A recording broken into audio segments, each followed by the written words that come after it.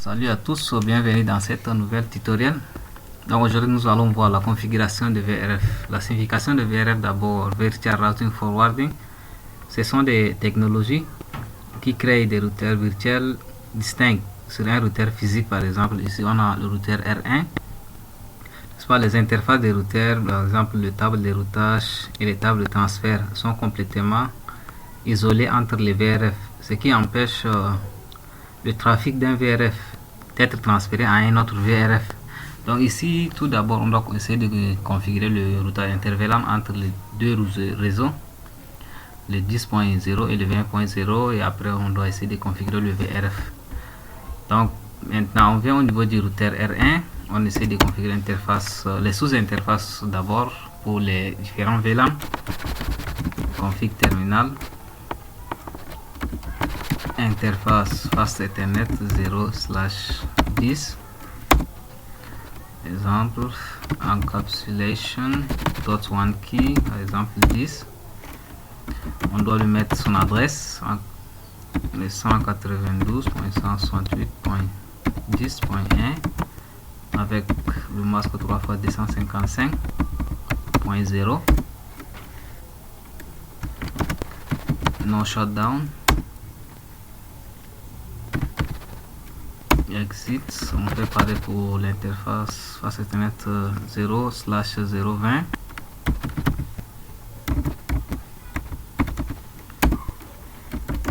Comme IP adresse 192.168.20.1 3x255.0.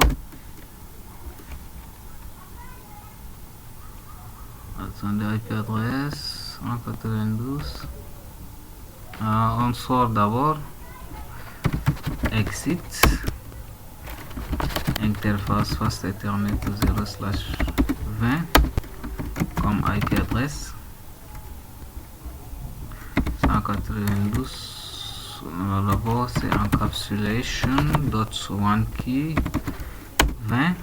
Voilà, IP adresse 192.168.20.1 3x255.0. No shutdown. Maintenant on doit essayer de configurer, activer l'interface Fast Ethernet 0/0. No shutdown.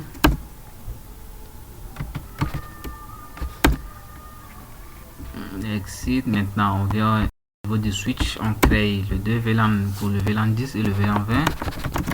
Config terminal, par exemple le VLAN 10.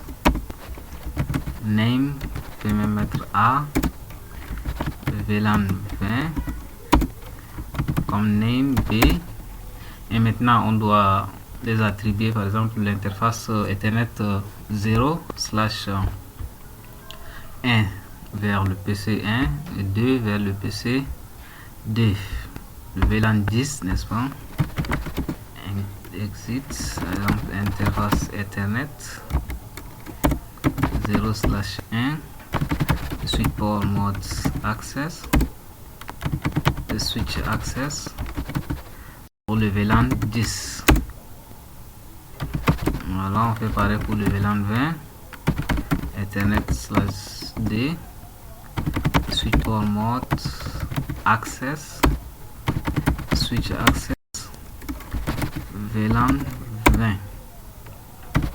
Exit. Maintenant on doit mettre Ethernet /0 qui connecte entre le routeur et le switch en mode train pour que les différents VLAN communiquent. Interface Ethernet 0/0 et switch port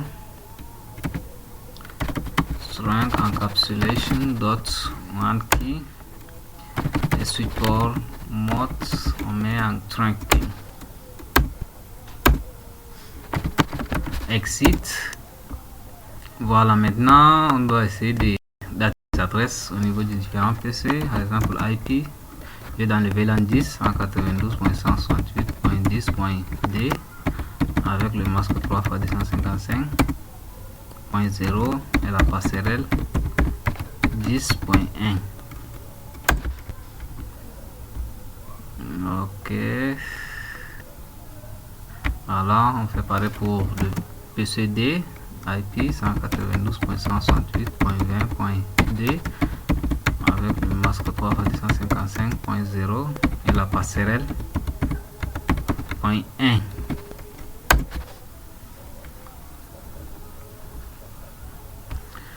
Maintenant, essayons un peu de pinguer, par exemple, la passerelle, le 20.1. Voilà, le ping passe entre le 20.1. Essayons un peu de pinguer l'adresse du PCD qui est sur l'autre VLAN, le 10.2. Voilà, le ping passe. Maintenant, notre inter-VLAN, ça passe sans souci. Maintenant, on va essayer de configurer le VRF au niveau du routeur R1. Donc, on doit essayer de créer IP VRF, par exemple VRF1, ça c'est pour le VLAN. This redistribute, par exemple 1./1. Exit, on va créer IPVRF VRF2 redistribute 1.2 exit.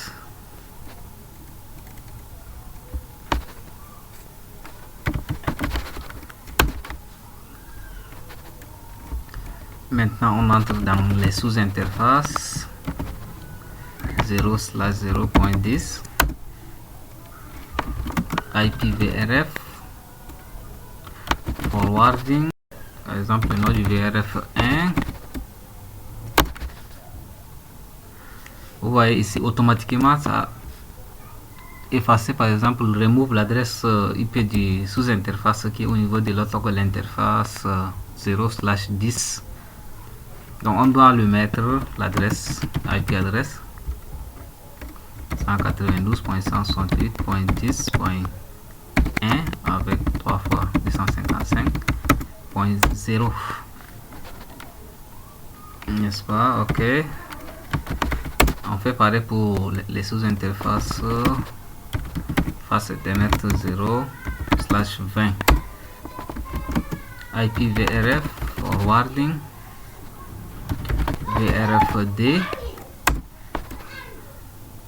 ça supprime automatiquement l'adresse qui est au niveau des sous-interfaces. Maintenant on doit le mettre IP adresse 192.168.20.1 avec le masque 3x255.0.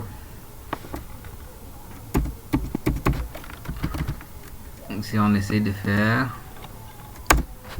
end, maintenant essayons de faire show IP route pour voir si on voit les sous-interfaces.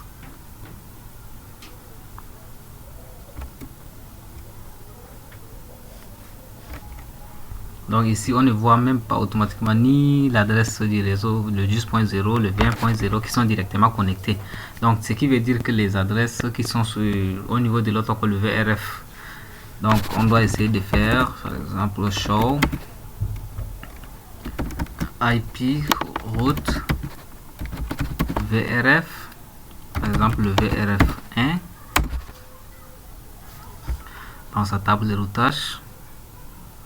Voilà, ici on voit l'adresse, le réseau 10.0 au niveau du VRF1, et si on fait pareil pour le VRF2,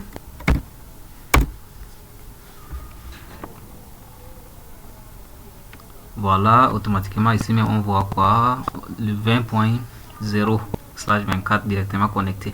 Maintenant si on essaie de pinguer par exemple du routeur vers PC1 192.168.10.2, le ping ne passe pas.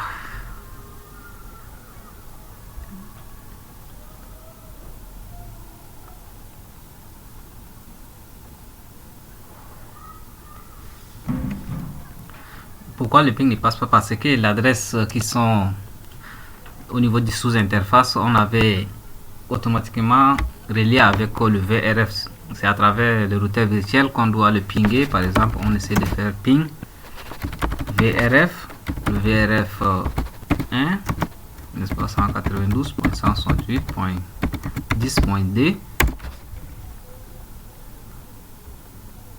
Attendons voir. Voilà, le ping passe avec succès. Maintenant, essayons avec le VRF 2. Ici, on a le 20.2.